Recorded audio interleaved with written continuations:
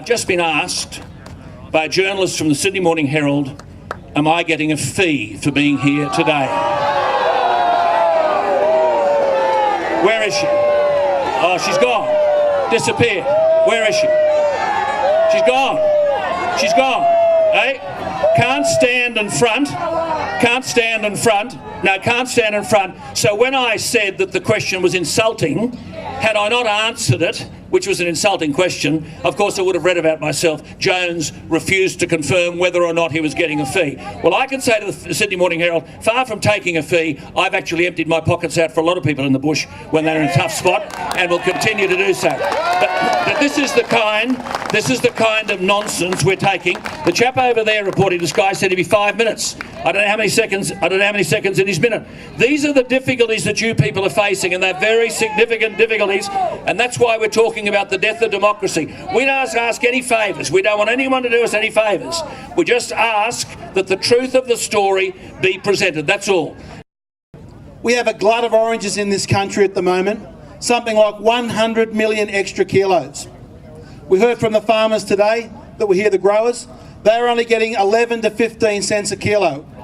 Yet, when I walk into big supermarkets in my electorate, I see a price of $2.98, more than 20 times. That is simply unconscionable. And what it does, it actually affects the market and distorts it, that prevents the consumers buying the quantity that they need. So it's the farmer is the one that misses out. This is unfortunately another problem we have in our country. But I'd also like to thank you all for coming today and standing up for our democracy, because our democracy is something we must never ever take for granted, and it must be something that we must be always vigilant to protect. Now, the roads around Parliament are public roads. They are owned by the public, which is you guys. We have someone today that has instructed the police to stop trucks protesting driving on public roads. I was down there earlier this morning. If you were a part of the protest convoy, you weren't allowed to come up in this circle. But if you were just a normal car or a normal truck, you're allowed to come up. People protesting were discriminated against and prevent expressing their democratic voice. It is an absolute shame. Now, we have the worst government in our federation. In 4 short years, they have run up combined deficits of $150 billion. Right? $150 billion. Now, we hear Mr. Swan up there in question time talking about how he will bring the budget back to surplus. Now, let's just say that all the planets align and he does get that surplus. He's talking about a surplus of just $3 billion. So at a time when our terms of trade of this nation are the greatest they've ever been, we will have to repeat that effort 50 years running to undo the mess this government has done in just 4 short years. 50 years we'll have to repeat it for. The other thing, if we do come into government, on day one, because of the debt this government have run up, we will have to find to pay the interest bill, mainly to foreigners overseas, $7 billion. That is $7,000 million that we'll have to collect from the taxpayer to pay the interest bill on this government's debt in just 4 years. But one of the greatest shames that I've seen from this government, there's just so many disgraceful things that I've come across in the short period of time I've been in Parliament. But the worst thing I've seen of what they've done to our pharmaceutical benefit scheme. For 60 years, we have had a scheme where any new drug that became available, there was an independent authority that looked at those drugs, and if the cost to the taxpayer was less than $10 million, they were automatically made available to people that were suffering. This government has changed that after 60 years. And what they have done, there's new drugs that are available on the market. There's 7 new drugs that were available earlier this year that went through the process that should be available to people suffering from schizophrenia, colon cancer, and many other diseases. But this government has changed the rules after 60 years and has denied those drugs under the pharmaceutical benefit scheme. And the reason they gave is because they want to defer it until the budget is back in surplus. Yet, the same government that is denying drugs to Australians that are suffering today is able to spend $20 million on a propaganda campaign to sell the carbon tax. The same government that is denying Australians the right to drugs today is also spending $4 billion, that's $4,000 million, to bribe people with a compensation scheme under the carbon tax. An absolute disgrace. Now keep up the fight. We don't know when this election is going to be. It could be next month, it could be next year, it could be in 2 years' time. But we've got to keep it going all the way to that next election. Thank you, and never forget, we must always fight to protect our democracy.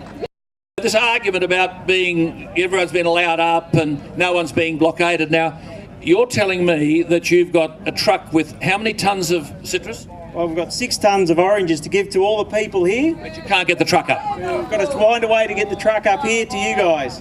Here we are. I wonder will that story be told. 6 tonnes of oranges to bring up here and they can't get the truck up. Now, just hang on. Now, you're from, what's your name? Mate, my name's Carsten. I'm a Canberra truckie and all my mates are out here. We've all come in support of the rally. And could you get in? And we know the roads of Canberra, and every one of us tried to get up here to the circle, and we were prevented by the police at every intersection. But there are news stories saying around the country that no one has been blockaded. What do you say to that? It's a load of garbage. They're controlling the media and controlling everything that you hear. So someone's just, Anita's just mentioned behind that could be 600 trucks in Canberra alone that have been blocked, is that right? Yep, and we're all parked out here, all the fellas, we've all walked up here because we weren't allowed to drive up here. We drove around blowing... How many of the Canberra boys are here? They're all down the back there. Wait, boys! Well, Canberra, but there must be many who can't get up, is that what you're saying? Yeah, well, they could be down there with their trucks still. You're saying, I want to say that again, you're saying just the Canberra convoy, there are 600 trucks that have been blocked and can't get up here. Now, you just can't walk out of your truck and leave it there, can you? Well, we have. You have, good on you. They're all parked out there and we've all walked up here. Unbelievable. Well, you just wait there. You just wait there. Can I just finish with, that's not a free country and that's not a free society. Absolutely. Stand up, Australia, and get rid of this government and lobby your people in your local states and your local members to do something. Rally in every state, at every parliament, and get rid of them. They're poison. There we are. Come here for 1 minute. So you went up there to go to the toilet and you say, what happened then? Well, I didn't have a problem going because I just have my outfit on, but I understand an elderly lady made her way up to the parliament to use the facilities, and because she had a no carbon tax on her shirt, she wasn't admitted to Parliament House. And there's apparently, and I don't know, but apparently there's a sign up saying that if you have signage, you can't go in. Okay. Rick. Now, Rick, you're a convoy leader?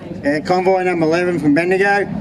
We travelled up yesterday all the way to Wollongbean, New South Wales. The Wollongbean Township treated us, cooked our lunch and all the rest of it, tea, looked after us for the night. It was really unreal. And how many trucks in your convoy? Coming up was a bit disappointing. There's only me leading and another fella joined in. But there was a lot of cars, probably 10 cars, but they're all dropping in and out all day. And what's happened to you when you got here? When we were coming in here this morning, we had our convoys all lined up.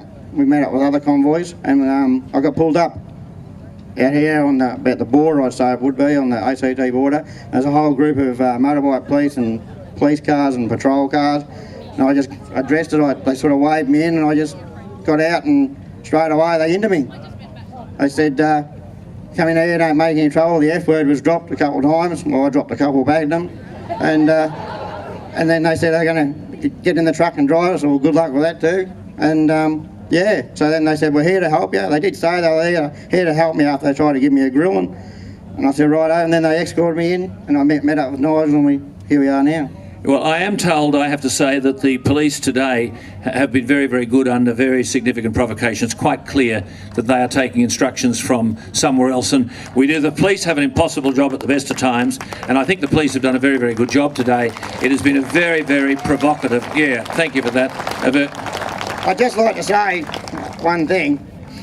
Because we may have had a rogue police officer in the police force, Does that mean the whole entire police force get shut down, put out of work now? Like the cattle industry? Well, that's a good point, isn't it? The cattle industry is another story. Well, of course, the cattle industry gets put out of work simply because there's a biased report on the ABC. We don't even know whether they're Australian cattle, and we don't know when the film was taken, do we? But that's the point. But a knee-jerk reaction, and we wipe it all out. 2 accidents on the road. Do we stop everyone from driving? Eh?